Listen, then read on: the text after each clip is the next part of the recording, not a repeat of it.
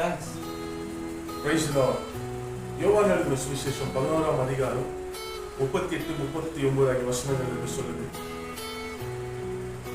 தேவனுக்கு பிரியமான ஒரு சகோதரன் இருக்கிறான், லாசரு என்கிற ஒரு சகோதரன் பார்க்கிறோம். அவன் மரித்து போகிறான். அவனை கல்லறை வச்சு அடிச்சு 4 நாட்கள் ஆகுது. அவன் ஏசப்பாங்க இல்லை. அந்த ஊருக்கு வந்ததுக்கு அப்புறம் ஆண்டவர் சொல்லுகிற வார்த்தை என்னன்னா, அங்க இருக்கிற எல்லா ஜனங்களுடைய ஒற்றுமையும் பார்த்து அவன் ஆவியில கலங்கினான்னு சொல்லி நம்ம படிக்கணும். அது மாத்திரம் இல்ல, அந்த இடத்துல ஒரு வார்த்தை நம்ம பார்க்கணும். ஆண்டவர் சொல்றாரு, அவனுக்கு எப்ப செத்தாரு, எப்போ லாசரு செத்தா, யாரு கலங்கினா அது பிரச்சனை கிடையாது. ஆண்டவர் தெரியும் லாசரு செத்ததே அப்படியே மகிமைக்காக மற்றும் நாம மகிமைக்காக மாத்திரம்தான். ஆண்டவர் சொல்ற இந்த கல்லை 39 வசனத்தை நீங்க படிச்சு பாருங்க. இந்த கல்லை எடுத்து போடுங்கன்னு சொல்றாரு, இந்த கல்லை புரட்டி போடுங்க அப்படின்னு சொல்றாரு. ஏன்னா அந்த கல்லு லாசருடைய உயிர் தேர்தலுக்கு அது தடையாக இருக்கிறது. அதே போலதான் நம்ம அநேகருடைய வாழ்க்கையில இன்னைக்கு நம்ம ஆசீர்வாதத்துக்கு தடையா இருக்கிறது என்னன்னா, நம்ம பாவம் என்கிற கல்லு.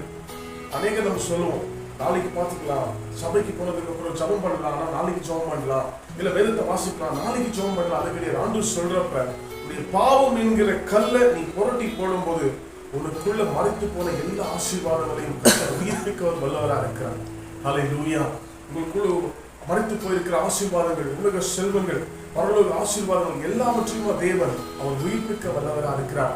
இந்த ஆளுக்கான வார்த்தை, முன்னாடி இருக்கிற பாவம் என்கிற கல்லை நீ புரட்டி போடும்போது கர்த்தர் வாழ்க்கையில பெரிய காரியத்தை செய்வார். அப்படி சொல்லும் போது பாத்தீங்கன்னா, லாசருடைய சகோதரி சொல்றாங்க, ஏசப்பாவை பார்த்து, ஐயரே அவர் புதைச்சு 4 நாள் ஆயிடுச்சு, அந்த கல்லை எடுத்தா நாளுமே. நம்ம சில பேர் அப்படிதான் அநேக நேரத்தை சாக்கு சொல்லிட்டு உட்காந்துட்டு இருக்கிறோம்.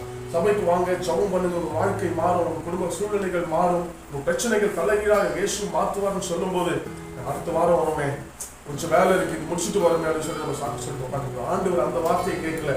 4 நாளும் 40 நாள் அதுக்காக இல்ல. ஆண்டவருக்கு தெரியும், இன்னைக்கு நீ கல்லை புரட்டி போட்டியனா லாசரு உயிரோடு வருவான். அதே போல உங்க வாழ்க்கையில இன்னைக்கு உங்க பாவம்ங்கிற கல்லை நீங்க புரட்டி போடும்போது உங்களுக்குள்ள மறைத்து போன எல்லா ஆசீர்வாதங்களையும் தேவன் உயிர்ப்பிக்க செய்வார். கர்த்தர் உங்களை ஆசீர்வதிப்பாராக. ஆமென்.